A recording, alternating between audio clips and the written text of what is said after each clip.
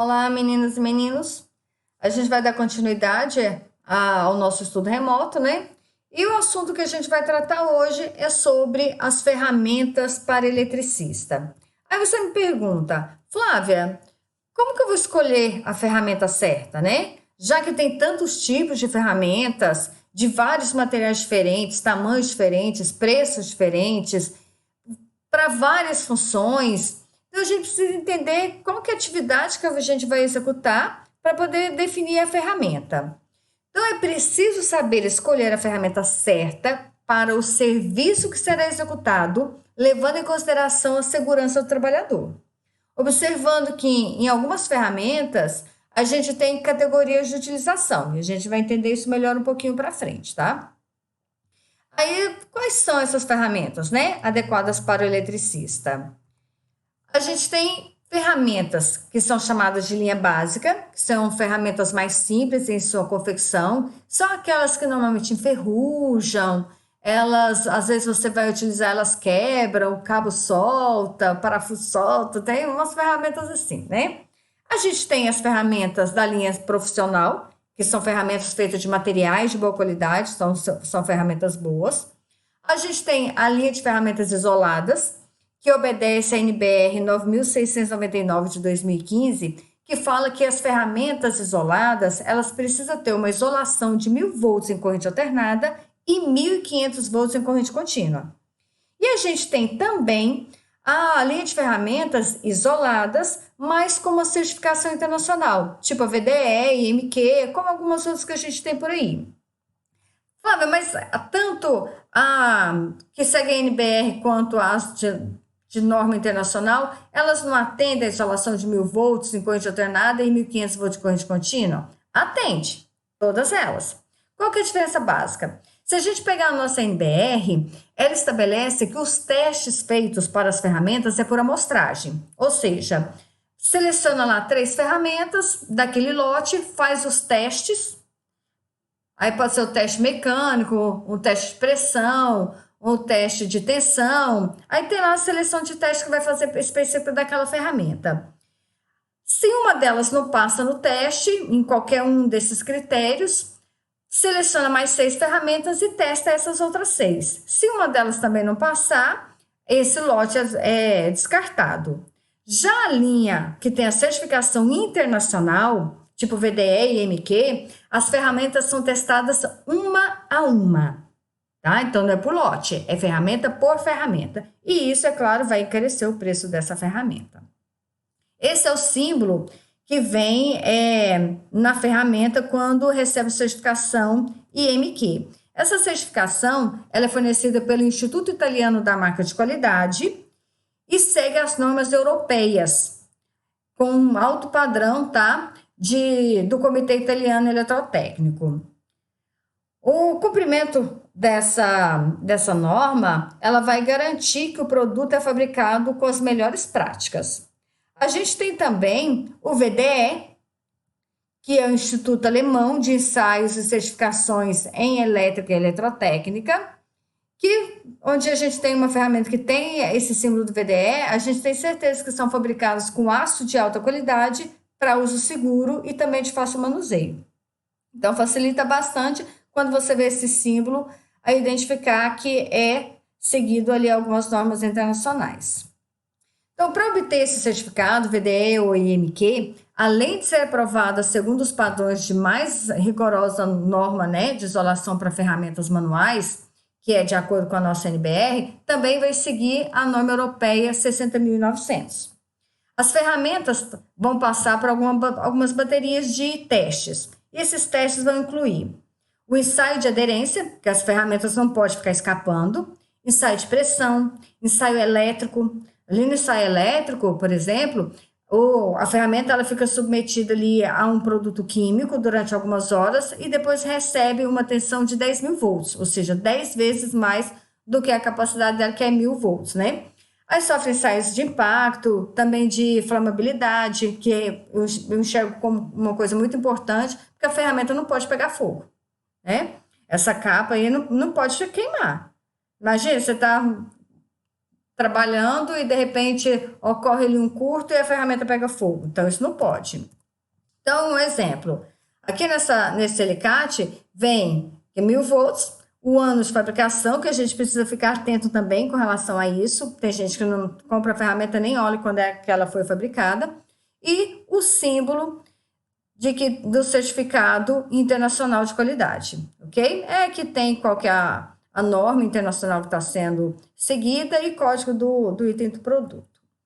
Então, a gente tem também a questão de separação das ferramentas, né, tá? E equipamentos de medição em categorias de proteção. Vamos entender isso, porque é muito importante na hora de escolher qual que a gente vai utilizar.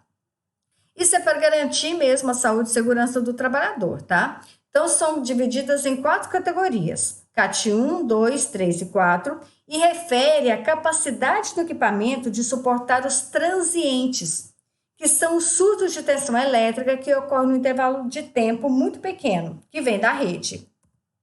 Então, quanto mais próximo da fonte de tensão, maior deverá ser essa categoria. Então, se eu estou mais próxima da fonte de tensão, ou seja, eu estou mais próxima da rede elétrica, eu vou ter que utilizar uma ferramenta categoria 4. Se eu estou mais longe, eu posso utilizar uma categoria 1. Então, vamos entender isso melhor.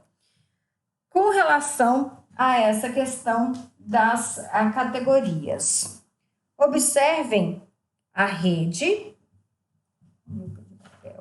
aqui, que é categoria 4, e quanto mais distante, categoria 1. Lembrando que, se você tem uma ferramenta categoria 4, você pode utilizá-la em todos os setores, tá? Agora, a 1 eu só posso utilizar 1. A 2 na 1 e a 2, a 3 na 1, 2, 3, e a 4 eu posso usar em todos.